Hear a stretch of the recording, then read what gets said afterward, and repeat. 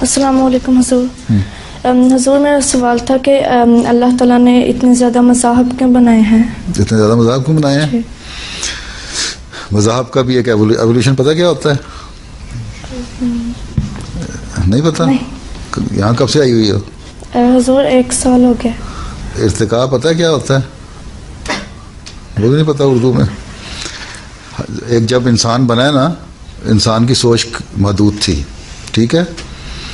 اس وقت اس سوچ کے حساب سے جب اللہ تعالیٰ نے آدم کو پیدا کیا یا آدم کے ذریعے سے مذہب شروع کیا، آدم تو بہت سارے پیدا ہو چکے ہیں اس دنیا میں، مذہب کو شروع کیا تو اس وقت ایک چھوٹا سا ایک مختصر سے باتیں بتائیں کہ یہ نیکیاں ہیں، یہ برائیاں ہیں، ان پہ چلنا ہے تم نے. پھر اگلی نسل آئی، تھوڑا سا ڈیولپ ہوا ان کا دماغ اور ان کی سوچ، تو ان کو کہا اچھا اب یہ باتیں ہیں، اور مزید نبی آتے گئے، یہ نیکیاں تم نے کرنی ہیں. آخر مذہب کی جو مستقل ایک تسلسل سے اس کو ایولیوشن اس کا ہوتا رہا، اس کو اوپر لاتا رہا اللہ تعالیٰ، اس میں روشن خیالی دماغوں میں پیدا کرتا رہا.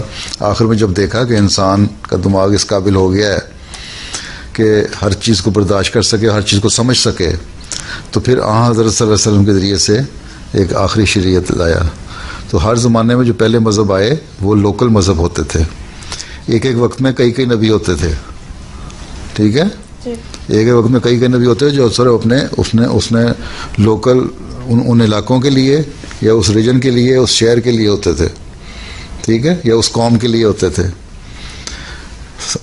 ساری دنیا کے لیے صرف ایک ہی نبی آیا ہے جس نے دعویٰ کیا کہ میں ساری دنیا کے لیے آیا ہوں، وہ حضرت صلی اللہ علیہ وسلم ہے. اس لیے اور سب نبیوں نے یہ پیش گوئی کی تھی کہ ایک نبی آئے گا آخر میں جو سب کو اکٹھا کر لے گا. اس لیے مذہب مختلف تھے ان لوکل لوگوں کی، ایک تو لوکل لوگوں کے لیے، ایک ان کی دماغی صلاحیتوں کے مطابق، اس ماحول کے مطابق. اور اب کیونکہ دنیا پھیل گئی، ایک دوسرے سے ملنے لگ گئے، نئی ایجادیں ہونے لگ گئیں، تو اس لیے آن کو بھیجا تاکہ ساری دنیا کے لیے ایک اعلیٰ قسم کی تعلیم مل جائے.